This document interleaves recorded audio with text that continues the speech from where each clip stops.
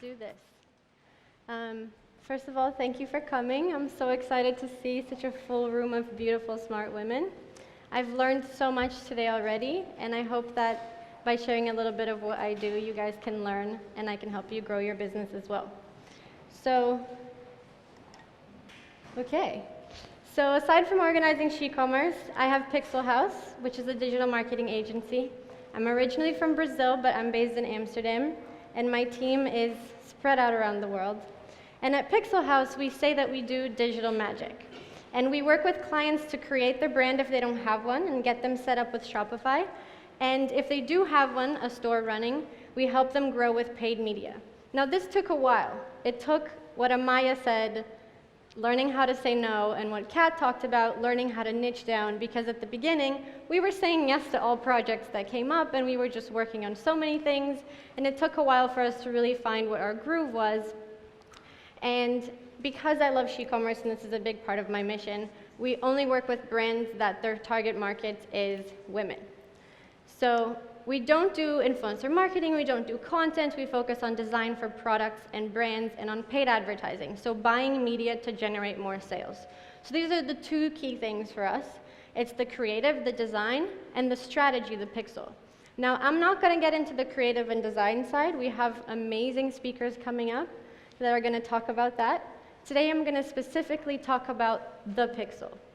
Now, pixels are really important. If you have an online business, it's hands down one of your biggest and most valuable assets, right? If you're going to evaluate the value of an e-commerce store, you look at how much revenue they generate, what's their profits like, how big their social media following is, their email lists, and you also look at how much their pixel knows about their customer and their data. So it's often overlooked, but it's a keystone variable in making your e-commerce business work, how much data you have. So today we're going to talk about how to train pixels to actually work for you, because your pixel can really do all the hard work of finding where your perfect customer is and bringing in the sale. So I'm going to share with you what the pixel is, how does it work, how to use it, and some of our best practices and creative ways that we use at PixelHaus to make the pixel work for you. So when I started media buying about 6 years ago, online advertising platforms were completely different. And being a good media buyer really meant pressing a lot of buttons, right? You're pressing a lot of buttons, trying to buy click for the right price. You're running reports, you're making pivot tables, and you're pressing more buttons. It was like a lot of manual labor. It was manual labor because these platforms weren't very sophisticated. The technology behind them was quite simple. However, as ad tech developed and so did the placements, the ads have become more engaging, more native to the user experience, and the technology behind them is actually so smart and so powerful. There's like a million robots behind all of this. So this is kind of hard to see, but this is social graph's plot of what the Facebook algorithm really looks like. So it's this super complex system of capturing data, storing information, the algorithm processing everything, and all the targeting capabilities. So now these algorithms are so smart and so powerful that they actually do all of the hard work for you, like you said. And that's when the magic happens. So let's get into it. Let's take a step back and ask, what is an advertising pixel? What is that? What is a pixel in the first place? So a pixel is a cookie-based technology that uses a very simple JavaScript code to follow your audience around. So every time someone comes onto your website, your pixel is keeping track of who these people are, what devices they're on, are they on Wi-Fi, are they on data, and they're kind of storing all of that information, right? What did they purchase recently? So pixels are constantly following us online as we navigate the internet. And that's where GDPR comes in, right? Recently, Europe decided that you actually have to opt in and be like, I'm okay with pixels following me around and tracking everything that I do. So this is really powerful, and you can use that to your advantage. So what is the advertising pixel's full-time job? It's 1, to track the performance of your ads, and 2, to help boost your ROI. Now, if you run an e-commerce store, the key metrics that you have to optimize for, and Savannah, who's speaking after me, actually wrote a really good article about this, quite controversial, because as a media buyer, you can look at a million things. You can look at CTR, CPC, CPM, relevance score. There's so many metrics that you could focus on, but really the core metrics of your e-commerce business is your CPA, so how much it costs for you to drive a sale, your AOV, your average order value, how much on average people spend on your store, and your LTV, which is your lifetime value. So if you're looking at 6 to 12 months, are people coming back and purchasing more? So once you have these metrics under control, you can really measure and know everything that you're doing. You literally know how much money you make from every dollar you spend in advertising. So let's talk about the second job of the Pixel, which is to boost your return on advertising spend. At PixelHaus, we have a few creative strategies that we use to help boost our clients' ROI. So I'm going to share with you a case study from a client that is quite challenging because they're starting from zero, right? They have a product, they have manufacturing, they have fulfillment sorted out, and they come to us and say, we need help creating an e-commerce store. So this is quite challenging because the Pixel doesn't know anything about their customer. We have no data. We have no email lists. We have no social media followers. We're starting from scratch. So this is a shapewear store, and we helped them create their brand. It was all about body positivity and loving your curves, and, well, we got started.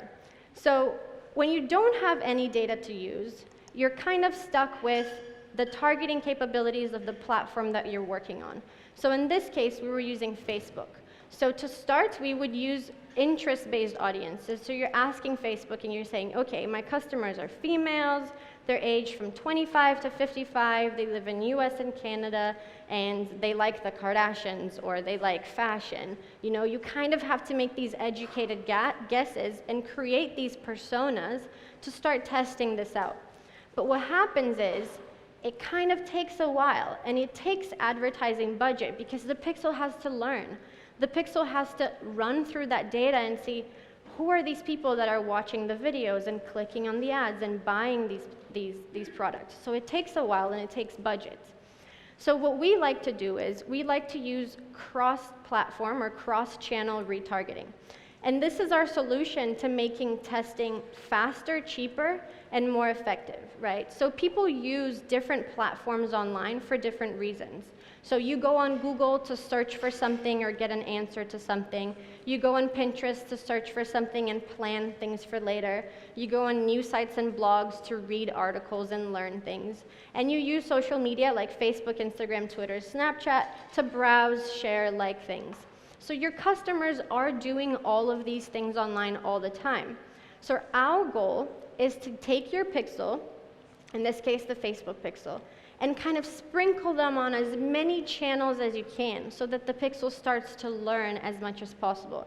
So what I tried to illustrate here is that all of these channels, they're feeding data onto Facebook and Instagram, right? So if we look at our funnel, this is what it pretty much looks like. Your prospecting campaigns, which means the campaigns that you're using to reach audiences that don't know about you, it's on all of these channels. And then your retargeting and remarketing campaigns are happening on your main channels, which for us is Facebook and Instagram. That's where we drive most of the sales from. So these ads that you run on other channels are non-dynamic ads. You're selecting what people see. And then once people get retargeted on Facebook and Instagram, the Pixel already knows they've checked out this specific product on their website, so let's show them that product again. So let's look at what this looks like, and this is a super simple purchase funnel. So the first step is outlining your customer journey. So how do they get to your product? So this is the ads, and then this is the product page, the checkout step, and the payment step. All of these steps are pixeled, so you're measuring everything. This is a super simple funnel. So let's look at what it looks like retargeting inside Facebook. So Facebook actually has a pretty big environment of different placements that you can use, right? There's the news feed, there's the stories, there's the right-hand side ads, there's the in-article ads, there's the audience network. So you can target someone on their news feed and then retarget them later. They'll see a different kind of placement inside Facebook. So if we look at this as setting as our benchmark, right? If I show them an ad on the news feed first and then I retarget them again inside Facebook, this is what our stats look like on average. So the CTR is 3%, the conversion rate is 2, and the return on ad spend is 2.3.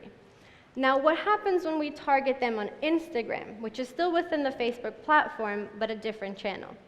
So if we show them a story on Instagram, and this has been a super effective strategy for us, we show them a story on Instagram, and then we retarget them again on newsfeed with the product that they swiped up and checked out. You'll see that the CTR increases significantly, so does the conversion rate, and consequently how much money we're making from running those ads. We also do that with Snapchat. So Snapchat has similar performance to Instagram stories. People swipe up a lot, but they don't buy from looking at Snapchat ads. But once we pixel them, we can retarget them on Facebook, knowing already what product they swiped up and were interested in. So our CTR is pretty much similar, 4%, conversion rate 3, and the return on ad spend 3.0. Now, if we look at what happens when we retarget from a very high intent channel. So what I mean by high intent channel is when you're searching on Google or Pinterest, these are keyword-based platforms. So you're literally specifically typing something in. So these people are searching for shapewear. So they already know what your product is, they're interested in buying it, and they're looking for it. So these high intent audiences actually create a much more powerful retargeting audience. So our CTR jumps to 10%, traffic gets much cheaper, it converts a lot more, and your ROA skyrockets. And this is pretty similar when it comes to Pinterest, because in the same way that they're looking for shapewear to buy later on Pinterest, we already know that, we pixel them, and we find them later on Facebook. So the key to making these campaign works is the DPA ads. And this is dynamic product ads that Facebook offers. And what you do with that is you literally upload your entire product catalog to Facebook. So you're telling Facebook, these are all of my products. And then you're taking the Facebook pixel and you're placing it everywhere. So what Facebook is doing is they're saying, oh, this person already came through Pinterest and checked out our product. Let's show them that specific product that they looked at. And you can also offer them a discount. So instead of showing them a bunch of random products that you have in your store, you're showing them again a product that they already clicked on. Maybe they added to cart and didn't pay. But these are super effective for your retargeting campaigns, and they convert 40% higher than if you were just targeting them with normal ads. So if we look at overall, placing pixels on as many channels as you can and retargeting your customers on a main one, like Facebook and Instagram, that they already showed interest in, makes the pixel learn a lot more, a lot faster. So your CTR increases significantly, your conversion rates from your cross-channel audiences are much higher, you double your ROA, that's what we see, and on average, the order value is actually higher because these customers are actually interested in looking to buy your product. So another amazing thing that the pixel can do for you, it not only allows you to retarget people from other traffic sources, it also allows you to scale, because you don't want to just reach people that have already visited your website or seen your ads. You want Facebook to help you find more customers like the ones you already have. So these are called lookalike audiences. So you're literally asking Facebook, can you please help me find more customers like the ones that are buying from me? So Facebook has so much information, and they look at people that behave online on Facebook similar to your customers, and you can easily use lookalikes to help you scale and make bigger prospecting audiences. So these are our 5 best practices when it comes to growing your campaigns with e-commerce and using your pixels.